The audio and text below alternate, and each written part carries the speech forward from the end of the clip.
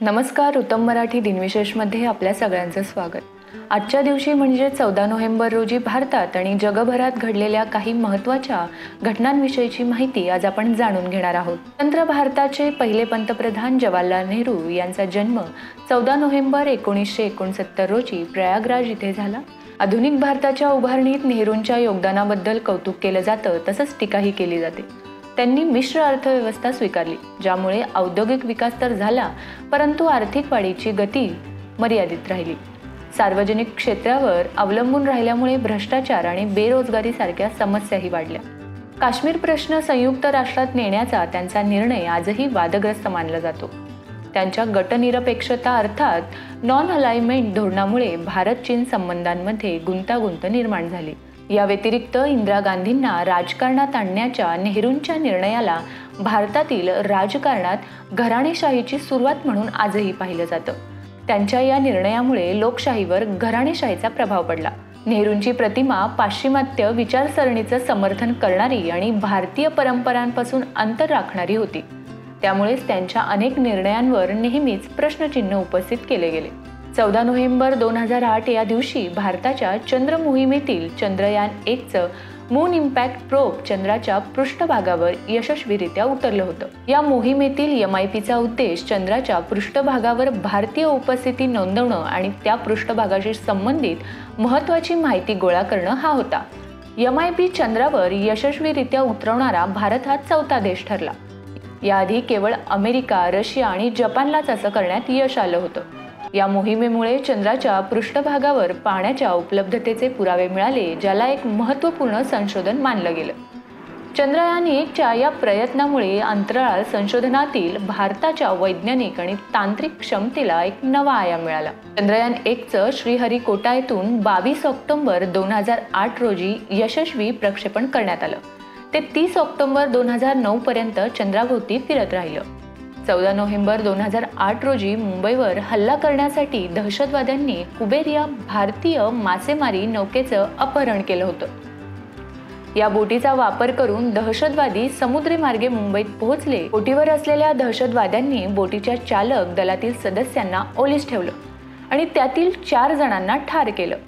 बोटीचा captain Amarsingh Solanki या फक्त एका सदस्याला जिवंत ठेवून मुंबई किनारपट्टीपर्यंतचा प्रवास केला. पुढे त्यालाही मारण्यात आलं.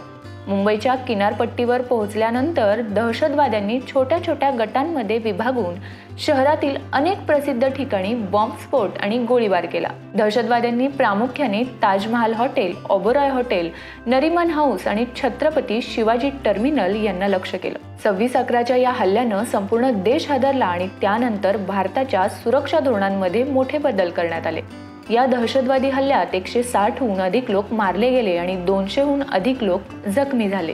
14 नोव्हेंबर 1969 रोजी नासाने फ्लोरिडा येथून कनेडी स्पेस सेंटरमधून अपोलो 12 मोहीम प्रक्षेपित केली. अपोलो 11च्या यशानंतरचा हा दुसरा प्रयत्न होता, ज्याचा उद्देश चंद्राच्या पृष्ठभागावर उतरवणे आणि वैज्ञानिक संशोधन करणे हा होता. या मोहिमेदरम्यान चार्ल्स पीट, कॉन्रॅड आणि ॲलन बीन यांनी चंद्रावर उतरल्यानंतर 1 दिवस 7 तासांमध्ये चंद्राच्या पृष्ठभागावरून अंदाजे 34.3 किलोग्रॅम वजनाचे खडक आणि मातीचे नमुने गोळा केले. अपोलो 12 यशस्वीरित्या ओशन ऑफ स्मार्ट्स म्हटल्या जाणाऱ्या भागात पूर्वनिर्धारित स्थानावर ते उतरले. या मोहिमेने चंद्रावर अचूक लँडिंग करण्याची क्षमता सिद्ध केली आणि चंद्राच्या पृष्ठभागाबद्दल आणि त्याच्या वातावरणाबद्दल अधिक माहिती मिळवण्यासाठी विविध वैज्ञानिक उपकरणं देखील स्थापित केली. अपोलो 12च्या या यशानं अवकाश संशोधनासाठी नवीन शक्यता उघडल्या आणि अपोलो कार्यक्रमाची ही एक महत्त्वाची उपलब्धी मानली गेली. 14 नोव्हेंबर 1922 रोजी ब्रिटिश ब्रॉडकास्टिंग कॉर्पोरेशनने लंडनमध्ये आपली एक दैनिक रेडिओ सेवा 2 Yellow सुरू केली.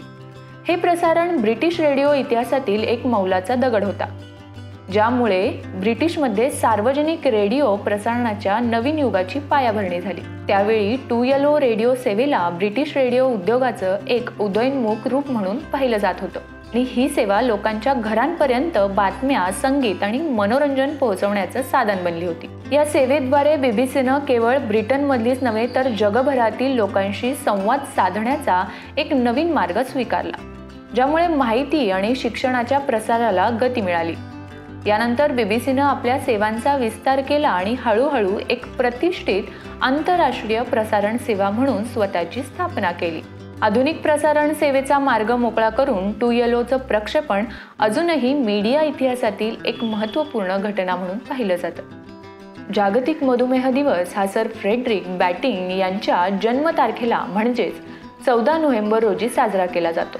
चार्ल्स हर्बर्ट यांच्या समवेत सर फ्रेडरिक बॅटिंग यांनी इन्सुलिन हा हार्मोन शोधला होता। मधुमेहाच्या रुग्णांमध्ये गेल्या काही काळापासून मोठ्या प्रमाणावर वाढ होत आहे। मधुमेहामुळे व्यक्तीचा अकाली मृत्यू होऊ शकतो, त्यामुळे या आजाराबाबत लोकांमध्ये जनजागृती करणं अत्यंत आवश्यक आहे। मधुमेहावर वेळेत उपचार सुरू करून योग्य त्या उपायांचा अवलंब करण्याविषयी जनजागृती करण्यासाठी मधुमेह हा दिवस साजरा केला जातो। तर हे होते आजचे दिनविशेष। हा व्हिडिओ तुम्हाला कसा वाटला ते आम्हाला कमेंट करून नक्की सांगा आणि असेच नवनवीन व्हिडिओज पाहण्यासाठी रुत्तम मराठी न्यूजला सबस्क्राईब करा।